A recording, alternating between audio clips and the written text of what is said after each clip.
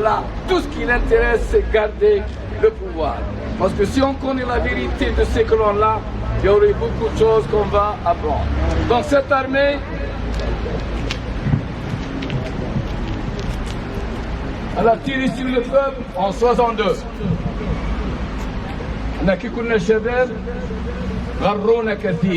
Nous avons du rêve. On a toujours considéré cette armée, c'est comme si elle nous donnait une grande vision, une Algérie du tiers-monde. On est devenu la capitale du tiers-monde, oui. En 62, cette armée des frontières, lorsqu'elle est rentrée en Algérie, elle est rentrée avec la mentalité des conquérants. 2000. من جيش التحرير قتلوا في تلك الفترة. Donc cette armée-là, lorsqu'elle est rentrée sur Alger, elle est rentrée comme est rentrée l'armée française en 1830, avec un esprit de conquête, un esprit de pouvoir. En 65, on nous parle de redressement révolutionnaire. Et là, nous on est en train de parler de redressement historique. Comment un coup d'État peut être un redressement révolutionnaire alors que celui qui est derrière le 65, celui qui était en 62? Jaish al-Houdoud n'a aucun rapport ni avec la révolution, ni avec la guerre de libération. Jaish al-Houdoud, الهم بتاعه الوحيد وهو السلطة. Et on est arrivé en 88. 88, la jeunesse algérienne a découvert le vrai visage de cette armée. الذين يقولوا cette armée, celle des frontières, a tiré sur le peuple. ولن نستعمل son peuple. لأن هذا الشعب من المستحيل الشعب الجزائري ينظر إلى هذا الجيش كأنه جيش. لأن الجيش هذا قاتل حقيقة للإرادة الشعبية. J'ai toujours vu dans cette armée, et dans les clans qu'elle a constitués, parce que lorsqu'on dit l'armée, c'est elle qui a pu constituer les clans. On est arrivé en 2020, alhamdoulilah, on a عرفنا الحقيقة. في القديم, qu'est-ce qu'on avait pendant la période coloniale? On avait l'Algérie coloniale, bien la France, l'Algérie coloniale, et on avait l'Algérie des indigènes. Maintenant, qu'est-ce que nous avons? L'Algérie du peuple et l'Algérie des clans. Qu'est-ce qui a changé réellement pour les Algériens? Jusqu'à présent, les clans constituent une force qui est indépendante et qui est opposée à la volonté du peuple. هناك إرادتين، إرادة الشعب النقية، إرادة الشعب التي حقيقة تحمل حب الجزائر وتحمل تاريخ الجزائر، وهناك من جهة أخرى عقيدة الكلان والجانغ أو العصابات. جزائر العصابات همها الوحيد وهو تدمير الجزائريين، تدمير خيرات الجزائريين. On a vécu, on a bradé l'économie, maintenant on veut brader la souveraineté politique de l'Algérie. Donc, il y a deux Algéries, celle du peuple et celle des clans. On a vécu 1992. Cette armée a voulu nous faire croire qu'elle veut sauver la République. Il n'y a jamais eu de République en Algérie. Il y a toujours eu une volonté militaire et s'est imposée toujours contre la volonté populaire. لهذا لابد أن نقرأ التاريخ قراءة سليمة. هناك إرادتين، إرادة شعبية وإرادة العصابات تريد دائما أن تفرض سلطانها على هذا الشعب. هذه كل المصطلحات تقال على الشعب، المسكين، المحقور، المغلوب، المصطلحات تاع علم الاجتماع التي يعني مبنية على الحكام.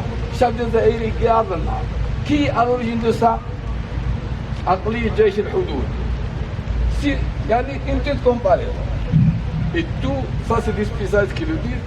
لماذا في الجزائر إلى حد الآن دائما نتكلم على الاقتصاد toujours axé sur la Sonatrach et le pétrole. يقول لك après le pétrole c'est toujours le pétrole. لماذا l'économie entière? Pourquoi depuis plus de 50 ans من المستحيلات lorsqu'on voit les Algériens à l'étranger bien en Algérie كي تاخذ الجزائري كفر تلاحظ الحمد لله فكريا اخلاقيا donc les potentialités existent. Pourquoi jusqu'à présent on est prisonnier de l'économie rentière? لماذا هناك اقتصاد ريعي فقط؟ Parce que l'armée, les frontières ou les gangs ne veulent pas d'une Algérie productive, parce qu'ils ont besoin de la rente pour contrôler la corruption. Parce que lorsqu'un peuple ne produit pas, donc il importe. Et s'il importe, il faut bien qu'il y ait les clans pour pouvoir contrôler tous les contrats et prendre 10%, 5%. Donc s'il y a une économie rentière, c'est parce qu'il y a des clans. On peut aller terrir. Donc il y a des clans en Algérie, il n'y aurait jamais une économie productive. العمل المنتج مبني دائما على فكر تحرري.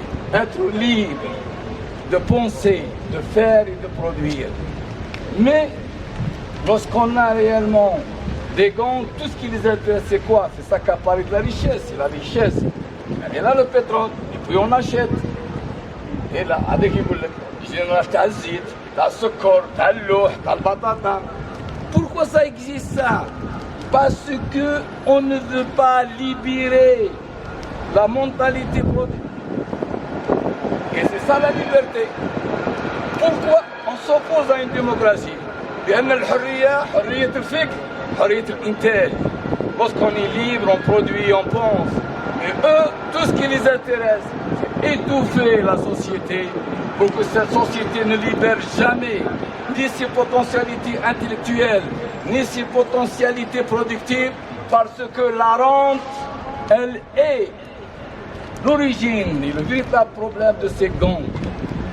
Toutes les guerres qu'on a vécues en 88, maintenant, après c'est quoi? C'est la distribution des commissions. Toujours dans la société et dans l'armée, il y a des clans. Et la guerre entre eux, qui va avoir le contrat, qui va avoir ceci. Donc il faut qu'on ait cette idée-là.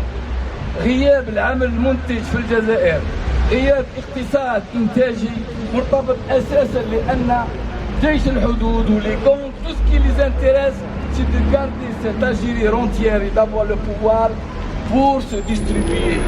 Comme maintenant on a des généraux voleurs, assassins, tout.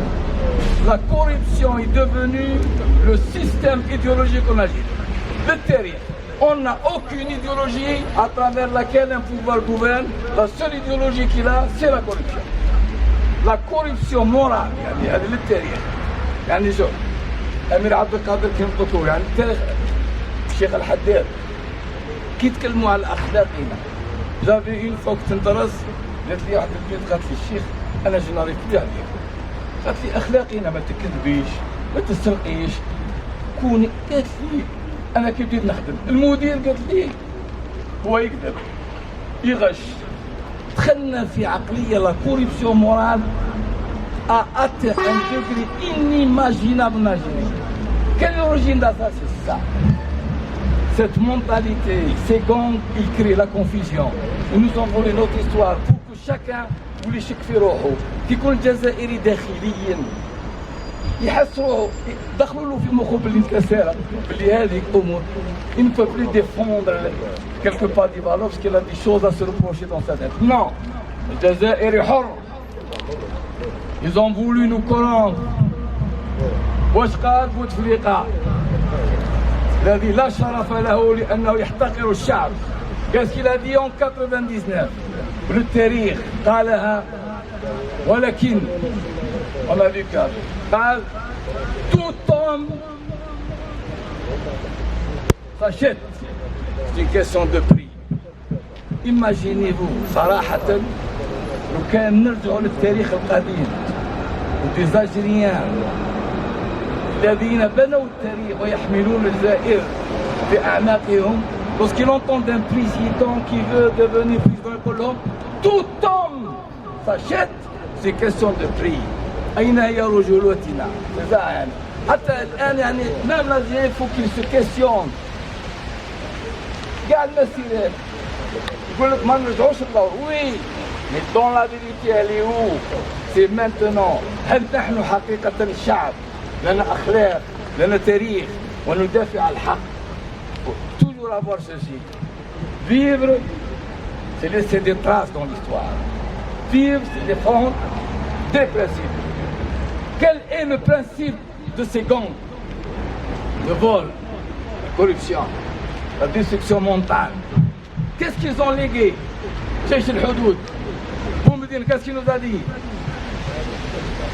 فأبني دولة لا تزول مع زوال الرجال. Quel État il nous a légué? دولة العصابات. هل هذه الدولة التي كان يتمناها الناس الذين باتوا؟ Est-ce qu'on a rêvé de cette Algérie? Ben non. Qu'est-ce qui a fait que l'Algérie est devenue l'Algérie des gangs? Eh bien, c'est Jaish al-Houdoud. Le Tahrir.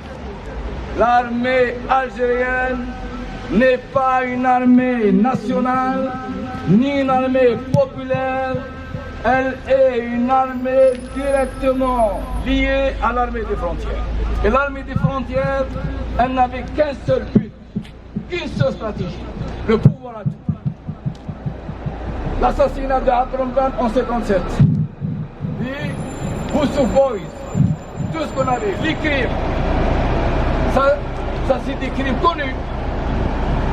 Essayez de voir les autres. Khidr, Karim Belkacem, les liquidations physiques. Jusqu'à présent, nous sommes une société auquel on a spolié toute sa mémoire. Il n'y a que des crimes, depuis 1962 jusqu'à maintenant. C'est l'histoire de l'armée des frontières, مرتبطة أساساً uniquement بالقتل. Jusqu'à présent, on arrive à cette conclusion نهائية. على الشعب أن يصل إلى قناعة. أنا نقولها بالمفهوم تاع مفتي زكريا. مفتي زكريا واش قال لنا؟ لولا الإيمان يغمر قلبي لآمنت بشعبي. Je suis un enfant du peuple. J'ai une confiance totale dans le peuple, dans sa simplicité, dans sa modestie. لهذا لابد أن تكون لنا قناعة يا أيها الشعب الجزائري. نبقى في سلميتنا. سلميتنا تؤكد أساسا على قوتنا. Lorsque tu sors pacifiquement, tu démontres alors que tu as une force supérieure à la sienne. N'oubliez jamais ceci. القوة الأخلاقية عندما تملك الإنسان قوته أكبر من أي قوة أخرى، لأنه يملك حقيقة في أعماقه فكرة الحق، فكرة الأخلاق. والتاريخ دائما qu'on le veuille ou non, Émilie Buscan, l'épouse de Messali, en 53, qu'est-ce qu'elle disait lorsqu'elle écrivait à son mari en 52? Je rêve de voir l'Algérie indépendante. Et elle disait, l'indépendance est inévitable. بعد كي تكون عنده قناعة كيحس انه يدافع على الحق. L'histoire donnera toujours raison à ceux qui portent des valeurs.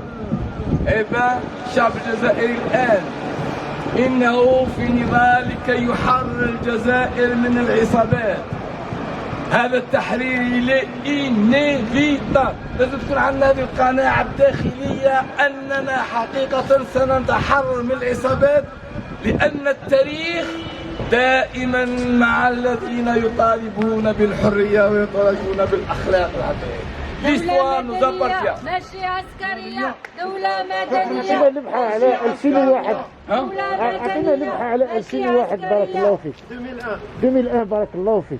لمحة صغيرة على أخواننا اللي سقطوا في 2001. En 2001, moi j'ai quitté أنا غادرت الجزائر en 99. للتاريخ. En 2001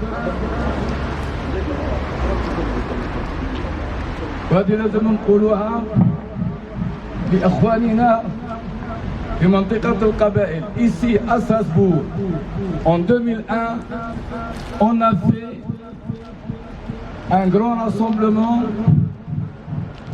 pour revendiquer ce que la jeunesse et la population en Kabylie ce jour-là avait dit.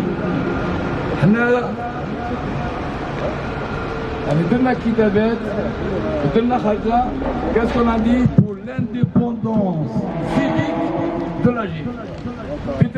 يعني كنا عايشين هنا وقلوبنا يعني خروجنا غير مرتبط فقط le 22 février. On est sorti en 2001 ici à Strasbourg pour dire clairement à la société strasbourgeoise qu'on est le prolongement de ce qui se passe en Algérie. Et ce jour-là, moi personnellement, lorsque j'étais questionné par la journaliste de Affaire 3, je lui ai dit c'est la révolte en Kabylie. Ce qui se passe en Kabylie s'est passé en 88, en 86. La Kabylie porte en profondeur l'Algérie tout entière. Elle est en train de vivre ce que toute l'Algérie a vécu. Et c'est pour cette raison-là que 2001 resterait comme un moment historique qui prouve clairement que cette armée des frontières a toujours dans son esprit que le peuple resterait le véritable adversaire et le véritable ennemi pour cette armée-là. Et c'est pour ça que le peuple, إذا أراد حقيقة أن يتحرر عليه أن يتحرر من عقلية أن هذا الجيش في صالحه. أنا قلت لكم كلمة أخيرة إلى مفتي زكريا: لولا الإيمان يغمر قلبي لآمنت بشعبي. أنا أقول هذا على هذا الجيش. أنا كفرت بجيش الحدود. لازم نقولها بالطريقة هذه. الإنسان يعني كي يكون في السياسة وكي يعرف تاريخ حقيقة هذا جيش الحدود وكي يعرف que toutes les pratiques ne sont que la production de l'armée coloniale. Dans sa mentalité, جيش الحدود, il est dans la continuité de l'esprit colonial. إذن على هذا الشعب أن يكفر حقيقة بهذه العقلية، لأن هذه العقلية تنظر إلى الشعب كأنه هو عدوه. Le peuple, il a toujours été écarté dans la décision, dans la distribution de la richesse. On l'a toujours regardé comme étant quelque chose qui est extérieur au clan. Puisque les clans nous ont toujours considérés comme étant un corps étranger. Comment nous on va les regarder comme étant nos frères? Il faut les regarder comme un véritable concert dans la société algérienne. الشعب الجزائري لن يتحرر إلا عندما يتحرر من هذه العقلية، لأنها هي التي تدمر المجتمع الجزائري. وسنسترجع إن شاء الله أخلاقنا، شرفنا، كرامتنا عندما نتخلص من العقلية التي دمرت الجزائر. Il faut le dire, il y avait une France coloniale et l'Algérie des indigènes. عقلية جيش الحدود، la culture militaire, qu'est-ce qu'elle a créé؟ جزائر الشعب وجزائر العصابات. هذا ما حصلنا عليه بعقلية جيش الحدود. لهذا علينا الآن أن نبني جزائر جديدة متخلصة نهائيا من عقلية جيش الحدود ومن العقلية العسكرية نهائيا إن شاء الله. دولة مدنية مدنية مدنية ماشي عسكرية عسكرية عسكرية. بارك الله فيك. فتح كل كلمة محمد خويا صلاح.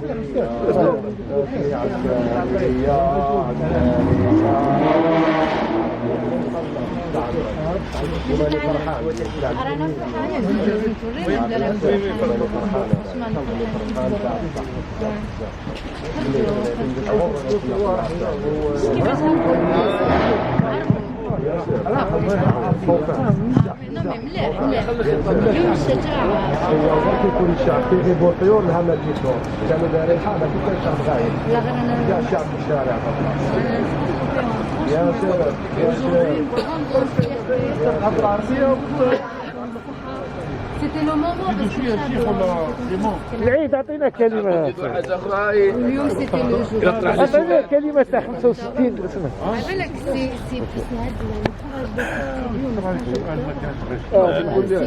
بعد شوي هنا ما تسجل الصح. السؤال لازم يروح للمسلم حط منها بس ما تتدخلش الهضره.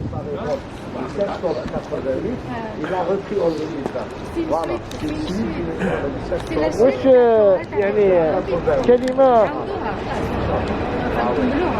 يعني كلمه صغيره بين خاصه 62 65 هذه المرحله هذه ومن بعد نجيو هي الثمانينات يعني وين هي الظاهرة العسكرية في افريقيا.